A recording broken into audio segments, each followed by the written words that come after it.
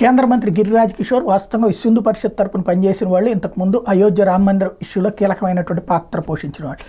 ఇప్పుడు తాజాగా ఎప్పుడైతే మతపరమైనటువంటి పోలరైజేషన్ జరుగుతుందో ఆ వ్యవహారాన్ని గురించి ఆయన ఒక ఆవేదన వ్యక్తం చేశారు.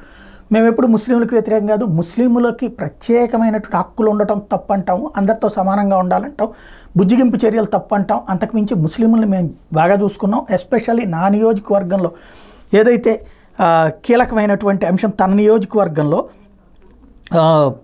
ఏదైతే ఒక ఎల్పిజి ఉజ్వల కిందన ఆయుష్మాన్ వర్త్ కింద 5 లక్షల వరకు కూడా ఇప్పించాను, నేను టాయిలెట్స్ కట్టించాను, రేషన్ ఇప్పించాను.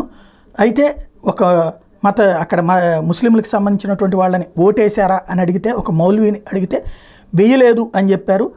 అంటే వాళ్ళు మతపరంగా ఒక పోలరైజ్ అయి ఉంటున్నారు. అంటే వాళ్ళకి ఇళ్ళు కట్టించి ఇచ్చినా ఓట్లు వేయట్లేదు, అట్లాగే సంక్షేమ పథకాలు ఇచ్చినా ఓట్లు వేయట్లేదు, వాళ్ళ బాగు కోసం ఏం చేసినా ఓట్లు వేయట్లేదు, మత పెద్దల చేతుల్లో వాళ్ళు నడుస్తున్నారు. ఇది గజ్వేయి హిందూ భారత్ తరహాలోకి వెళ్తున్నది అన్నటువంటి ఆవేదన ఉంది.